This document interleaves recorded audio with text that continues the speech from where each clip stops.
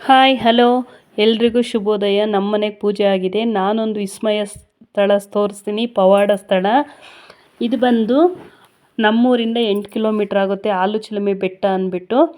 ಇಲ್ಲಿ ಪವಾಡನೇ ಸೃಷ್ಟಿಸ್ತಾ ಇದೆ ಗಂಗಮ್ಮ ತಾಯಿ. ನಾವು ಎಲ್ಲ ನಮ್ಮ ಕುಟುಂಬ ಸಮೇತ ಹೊರಟಿದ್ದೀವಿ. ನಾನು ಇಲ್ಲಿಗೆ ಪ್ರತಿ 3 ವರ್ಷಕ್ಕೊಮ್ಮೆ ಇಲ್ಲಿ ಗಂಗಮ್ಮ ಮಾಡ್ಕೊತೀನಿ. 2 ಊರು ಸಿಗುತ್ತೆ. 2 ಊರು ದಾಟಿದ ನಂತರ ಬೆಟ್ಟ ಹತ್ತಬೇಕಾಗುತ್ತೆ. ನಾವು ಹೋಗ್ತಾ ಇದ್ದೀವಿ. ಬೆಳಗ್ಗೆನೇ ಹೋಗಬೇಕು, ಯಾಕಂದರೆ ಬಿಸಿಲಾದರೆ ಬೆಟ್ಟ ಹತ್ತಕ್ಕೆ ಸ್ವಲ್ಪ ಕಷ್ಟ ಆಗುತ್ತೆ. ಅದಕ್ಕೋಸ್ಕರ ನಾವೊಂದು 8 ಗಂಟೆಗೆ ಹೊರಟಿದ್ದೀವಿ. ಹೊರಟು ಹೋಗ್ತಾ ಇದ್ದೀವಿ. ಇದು ಊರು 2 ಊರು ದಾಟಿರೇ ಇದು. ನಾವೆಲ್ಲ ಒಟ್ಟಾಗೆ ಹೊರಟಿದ್ದೀವಿ. ಗಂಗಮ್ಮ ಮಾಡ್ಕೊತೀನಿ ನಾನು. ನಮ್ಮ ಕುಟುಂಬ ಸಮೇತವಾಗಿ ನಾವು ಗಂಗಮ್ಮಂಗೆ ಹೊರಟಿದ್ದೇವೆ. ಎಲ್ಲ ಬರ್ತಾ ಇದ್ದಾರೆ ಹಿಂದೆ. ಹೋಗೋಣ ಅಂತ ಎಲ್ಲ ಹೊರಟಿದ್ದೀವಿ. ಬಿಸಿಲಾದರೆ ಹೋಗೋಕ್ಕಾಗಲ್ಲ. ಮತ್ತು ಊರು ದಾಟಿದ್ದಾಯಿತು. ನಾವು ಒಂದು ವಾಟ್ರ್ ಕ್ಯಾನಾಗಿ ನೀರು ತೊಗೊಂಡು, ತಿಂಡಿ ಎಲ್ಲ ನಾವು ತೊಗೊಂಡು, ಪೂಜೆ ಸಾಮಾನು ತೊಗೊಂಡು ಬೆಟ್ಟ ಹತ್ತಾ ಇದ್ದೀವಿ. ಎದುರುಗಡೆ ಕಾಣೋದೆ ಬೆಟ್ಟ, ಅದು ಆಲುಚಿಲುಮೆ ಬೆಟ್ಟ ಅಂತ.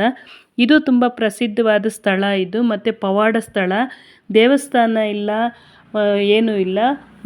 ಬೆಟ್ಟದಲ್ಲಿ ಒಂದು 3 ಬಂಡೆ ಕೆಳಗೆ ಗಂಗಮ್ಮ ತಾಯಿ ಉದ್ಭವ ಆಗಿದೆ. ಇದು ಸ್ಟೋರಿ ಹೇಳಬೇಕು ಅಂದರೆ ಸುಮಾರು ವರ್ಷದ ಹಿಂದೆನೇ ಹೇಳಬೇಕು ಅಂದರೆ, ಇಬ್ಬರು ಗಂಡ ಹೆಂಡ್ತಿ ನಮ್ಮೂರ ಪಕ್ಕ ಬ್ರಾಹ್ಮಣರು ಕಾಶಿಗೆ ಹೋದ್ರಂತೆ.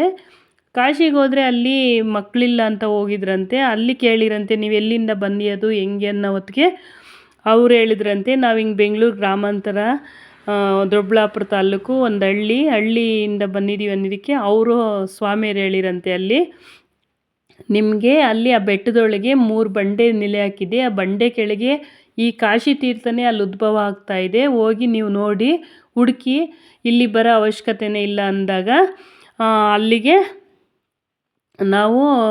ಅವ್ರು ಬಂದು ಹುಡುಕಿರಂತೆ. ಹುಡುಕಿದಾಗ ಗಂಗಮ್ಮ ತಾಯಿ ಉದ್ಭವ ಆಗ್ತಾ ಇತ್ತಂತೆ. ಇಂಥ ಬೆಟ್ಟದಲ್ಲಿ ಆ ಗಂಗಮ್ಮ ತಾಯಿ ಉದ್ಭವ ಆಗೋದು ಅಂದರೆ ಒಂದು ಪವಾಡನ್ನೇ ಹೇಳಬೇಕು ಅಂದರೆ, ಅವತ್ತಿನಿಂದ ಇವತ್ತಿನವರೆಗಿನೂ ಅಲ್ಲಿ ಅದಕ್ಕೆ ಆಲುಚಿಲುಮೆ ಬೆಟ್ಟ ಅಂತ ಹೇಳಿ ಹೆಸರಿಟ್ಟಿದ್ದಾರೆ. ನಾವು ಪ್ರತಿ 3 ವರ್ಷಕ್ಕೊಮ್ಮೆ ನಾನು ಮಾಡ್ಕೊತಾ ಇರ್ತೀನಿ. ಇನ್ನೊಂದು ವಿಶೇಷ ಅಂದರೆ, ನಾವು ಅಕ್ಕಪಕ್ಕದವರು ನಮ್ಮೂರಿಂದನೇ ಹೇಳಬೇಕು ಅಂದರೆ, ನಮ್ಮೂರಾಗೆ ದಾಸಪ್ಪ ಇರೋದು. ನಮ್ಮೂರಿನಲ್ಲಿ ಪ್ರತಿ ಕೆಲವು ಹೆಣ್ಮಕ್ಳು ಮತ್ತು ಪ್ರತಿ ಸೊಸೆಯವರು ಇಲ್ಲಿ ಬಂದು ಗಂಗಮ್ಮ ಮಾಡ್ಕೊಳ್ಲೇಬೇಕು.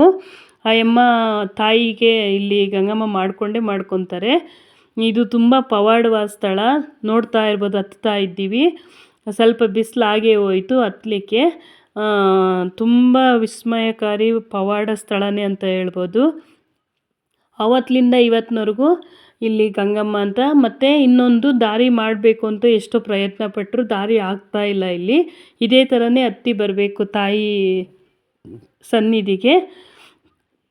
ನಾವು ಹೋಗ್ತಾ ಇದ್ದೀವಿ. ನೋಡ್ತಾ ಇರ್ಬೋದು, ಬೇಸಿಗೆ ಆಗಿರೋದ್ರಿಂದ ಸ್ವಲ್ಪ ಬಿಸಿಲು ಜಾಸ್ತಿನೇ. ಬರ್ತಾ ಇದ್ದೀವಿ. ನಾನು ಹೇಳ್ದಂಗೆ ಇಲ್ಲಿ ಪವಾಡನೇ ಸೃಷ್ಟಿಸ್ತದೆ. ಮಕ್ಕಳಿಲ್ದವ್ರಿಗೆ ಮಕ್ಕಳಾಗುತ್ತೆ. ಹತ್ತಿರ ಬಂದೇ ಬಿಟ್ವಿ. ಮಕ್ಕಳಾಗುತ್ತೆ, ಆರೋಗ್ಯ ಸಮಸ್ಯೆ ನಿವಾರಣೆ ಆಗುತ್ತೆ. ನೀವು ನೋಡ್ತಾ ಇರ್ಬೋದು, ಅಲ್ಲಿ ನಿಂತಿದ್ದಾರೆ. ನಾವು ಹೋಗೋಕ್ಕಿಂತ ಮುಂಚೆನೇ ಒಂದು ಸ್ವಲ್ಪ ಜನ ನೀರು ಹಾಕ್ಸ್ಕೊಂಡು ಪೂಜೆ ಮಾಡ್ತಾಯಿದ್ರು. ದಾಸಪ್ಪ ಇವತ್ತು ಅವ್ರ ಮನೆಗೆ ಸೂತಕ ಇರೋದ್ರಿಂದ ಬರಲಿಲ್ಲ. ನಾವೇ ನೀರು ಹಾಕ್ಕೊಂಡು ಪೂಜೆ ಮಾಡ್ಕೋಬೇಕಾಗಿತ್ತು.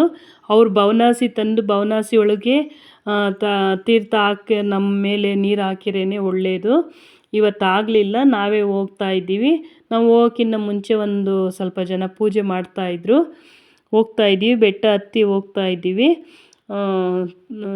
ನೀವು ಅಷ್ಟೇ, ನಾನು ವಿಡಿಯೋ ಶೇರ್ ಮಾಡ್ತಾಯಿದ್ದೀನಿ. ಏನೇ ಸಮಸ್ಯೆ ಏನೇ ಇದ್ರೂ, ಬೋರ್ಮೆಲ್ ಹಾಕ್ಸ್ಬೇಕಾದ್ರೂ, ಮಕ್ಕಳಿಲ್ದವ್ರಿಗೂ ಆರೋಗ್ಯ ಸಮಸ್ಯೆ ಏನೇ ಕಷ್ಟ ಇದ್ದರೂ ತಾಯಿ ಹತ್ರ ಸಂಕಲ್ಪ ಮಾಡ್ಕೊಳ್ಳಿ, ಬನ್ನಿ. ಇದು ತುಂಬ ಪವಾಡವಾದ ಸ್ಥಳ. ಇಂಥ ಬೆಟ್ಟದಲ್ಲಿ ಇಂಥ ನೀರು ಉದ್ಭವ ಆಗುತ್ತೆ ಅಂತ ಅಂದರೆ ತುಂಬ ವಿಸ್ಮಯಕಾರಿ ಸ್ಥಳ ಇದು. ನಾವು 3 ವರ್ಷಕ್ಕೊಮ್ಮೆ ಮಾಡೋದ್ರಿಂದ ನಾವು ಇವಾಗ ನಮಗೆ ಬರಲಿಕ್ಕೆ ಆಯಿತು. ತಾಯಿಗೆ ಗಂಗಮ್ಮ ಮಾಡ್ಕೊಂಡು ಹೋಗೋಣ ಅಂತ ಹೇಳ್ಬಿಟ್ಟು ತುಂಬ ದೂರದಿಂದನೇ ಬರ್ತಾರೆ ಇಲ್ಲಿಗೆ ಗಂಗಮ್ಮ ತಾಯಿನ ಮಾಡ್ಕೊಳ್ಳೋಕ್ಕೆ. ಬಂದ್ವಿ ನಾವು ಬೆಟ್ಟದ ಮೇಲೆ ನೋಡ್ತಾ ಇರ್ಬೋದು. ಇದೇ ಗಂಗಮ್ಮ ತಾಯಿ. ಓಂ ಶ್ರೀ ಗಂಗಾದೇವಿಯೇ ನಮಃ ತಾಯಿಯದು. ಮತ್ತು ಇಲ್ಲೇನು ಅಂದರೆ ಇವತ್ತು ದಾಸಪ್ಪ ಬರ್ದಿದ್ದ ಕಾರಣ ಬವನಾಸಿ ಒಳಗೂ ಇಸ್ಕೋಬೇಕಾಯಿತು. ನಾವೇ ನಮ್ಮ ಮನೆಯಿಂದ ತಂದು ನಾನು ಮತ್ತು ಅವರು ಒಬ್ರಿಗೊಬ್ರು ನೀರು ಹಾಕ್ಸ್ಕೊಂಡು ನಾವು ನೀರು ಹಾಕ್ಸ್ಕೊಂಡಿರೋ ಬಟ್ಟೆಯಲ್ಲೇ ನಾವು ಪೂಜೆ ಮಾಡಬೇಕು. ತಡೆಬಟ್ಟೆ ಒಳಗೆ ಬಟ್ಟೆ ಚೇಂಜ್ ಮಾಡೋಂಗಿಲ್ಲ. ನೀರು ಹಾಕ್ಸ್ಕೊಂಡು ನೀರು ಹಾಕ್ಸ್ಕೊಂಡ್ರೆ ಏನೇ ನಿಮ್ಗೆ ಆರೋಗ್ಯ ಸಮಸ್ಯೆ ಏನೇ ಒಂದು ಕಷ್ಟ ಇರ್ಬೋದು ಎಲ್ಲ ಪರಿಹಾರ ಆಗುತ್ತೆ. ಹರಕೆ ಮಾಡ್ಕೊಂಡಿರೋರು ಗಂಟೆ ಹಾಕ್ಸ್ತಾರೆ. ತಾಯಿಗೆ ಮಡ್ಲಕ್ಕಿ ಕೊಡೋರು ಕೊಡ್ತಾರೆ. ತಾಯಿಗೆ ಏನನ ಹರಕೆ ಮಾಡಿಕೊಂಡು ಪ್ರಸಾದ ರೂಪದಲ್ಲಿ ಇಲ್ಲಿ ಅಡುಗೆ ಎಲ್ಲ ಮಾಡ್ತಾರೆ. ಇಲ್ಲಿ ಒಳಕಲ್ಲೂ ಕಲ್ಲಿನಲ್ಲೇ ತುರಾಮಣಿ ಹೋಳ್ಗೆಗೆ ಏನು ವ್ಯವಸ್ಥೆ ಬೇಕೋ ಇಲ್ಲೆಲ್ಲ ಇದೆ. ಒಳಕಲ್ಲಿದೆ, ರುಬ್ಬಗುಂಡಿದೆ, ಎಲ್ಲ ಇದೆ. ಇಲ್ಲಿ ನೀರು ಹಾಕ್ಸ್ಕೊಂಡು ನಾವು ಅದೇ ಬಟ್ಟೆ ಒಳಗೆ ಹೋಗಿ ಗಂಗಮ್ಮ ತಾಯಿನ ಮಾಡ್ಕೋಬೇಕು. ತುಂಬ ಶ್ರೇಷ್ಠವಾದ ಸ್ಥಳ. ನೀವು ತಪ್ಪದೆ ಬನ್ನಿ.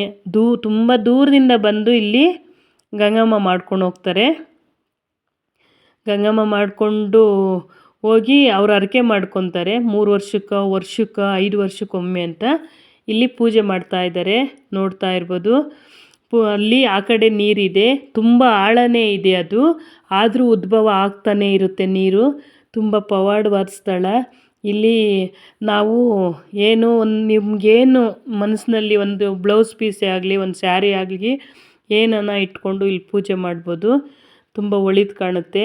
ನಮ್ಮ ಮಾಮೂಲಿ ನಾವು ಗಂಗಮ್ಮ ತಾಯಿ ಯಾವ ಥರ ನಾವು ತಂಬಿಟ್ಟಾಗಲಿ, ಕಡಲೆ ಅಕ್ಕಿ ಆಗಲಿ, ಬಾಳೆಹಣ್ಣು ಎಲ್ಲ ನಾವು 5 ಎಡೆ ರೂಪದಲ್ಲಿ ಇಲ್ಲಿಟ್ಟು ತಾಯಿಗೆ ಪೂಜೆ ಒಂದೇ ಸಂಕಲ್ಪದಿಂದ ಪೂಜೆ ಮಾಡಿಕೊಂಡು ಹರಕೆ ಮಾಡಿಕೊಂಡ್ರೆ ತುಂಬ ಒಳಿತಾಗ್ತದೆ.